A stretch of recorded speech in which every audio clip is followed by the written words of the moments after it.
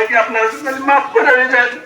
আর আমার ভাই ভালো করতে পারবে না, মন্দ করতে পারবে না, সবার কাছে মাফ চাওয়া, তার ভাইকে মাফ করে দিবেন। আমার ভাই কেমন মানুষ দিলেন, আমার ভাই কেমন মানুষ দিলেন, আমার ভাই কেমন মানুষ দিলেন। আসসালামু আলাইকুম।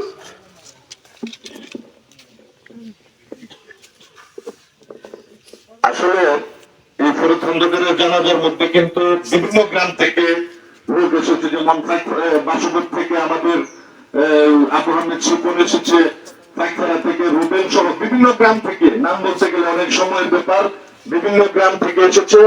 আমরা এই গাটেরা গ্রামের পক্ষ থেকে এবং ৮ নম্বর ওয়ার্ডের পক্ষ থেকে আপনারা দূরান্ত থেকে যারা এসছেন, আপনারা সকলকে আমরা আন্তরিক অভিনন্দন ও ধন্যবাদ জানাচ্ছি। এখন আপনাদের সামনে কিছু মূল্যবান কথা রাখবেন আমাদের বাজেট ইউনিয়ন পরিষদের সাবেক সচিব জনাব মোহাম্মদ হাসান ভাই।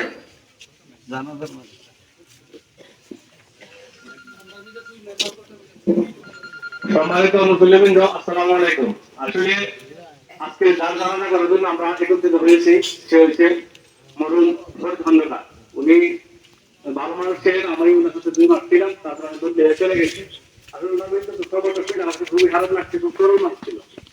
খুব ভালো মানুষ ছিল। এর আগে ছিল উনি মেম্বার হওয়ার আগে আমার সাথে ভালো সম্পর্ক ছিল, আমার সাথে কথাবার্তা বলতো। উনি মেম্বার হওয়ার পরে আমি আমার ভর্তি হয়ে গেছে, আমি চলে গেছি। কিন্তু আসলে তারপরে উনি আবার অসুস্থ হয়ে গেছে।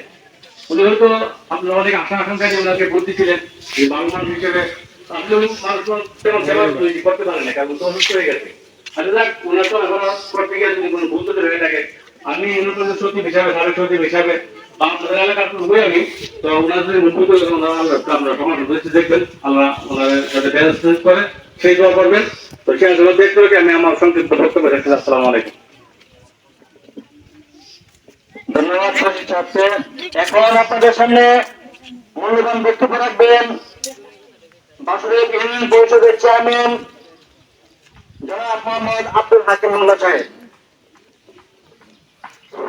আসসালামু আলাইকুম। উপস্থিত মুসল্লিয়ান ইকরাম, আজকে যার জানাজার জন্য আমরা এখানে সমবেত হয়েছি সে এই ওয়ার্ডের বর্তমান মেম্বার। তাকে আপনারা ওয়ার্ডবাসী বিপুল ভোটে বিজয়ী করে মেম্বার নির্বাচিত করেছিলেন জনগণের সেবা করার জন্য। সে গত রাত 12:30টার সময় আমাদের মাঠ থেকে চিরবিদায় নিয়ে চলে গেছেন।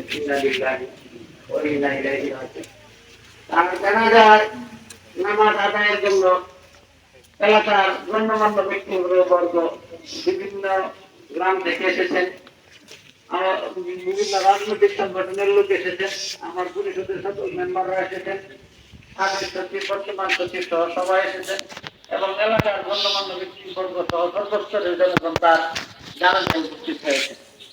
মানুষ মাত্রই ভুল ত্রুটির ঊর্ধ্বে কেউ নেই। তার অকাল মৃত্যু, তার বয়স হতে মনে বেশি হয় নাই, 50 বছর পূর্ণ হয় নাই।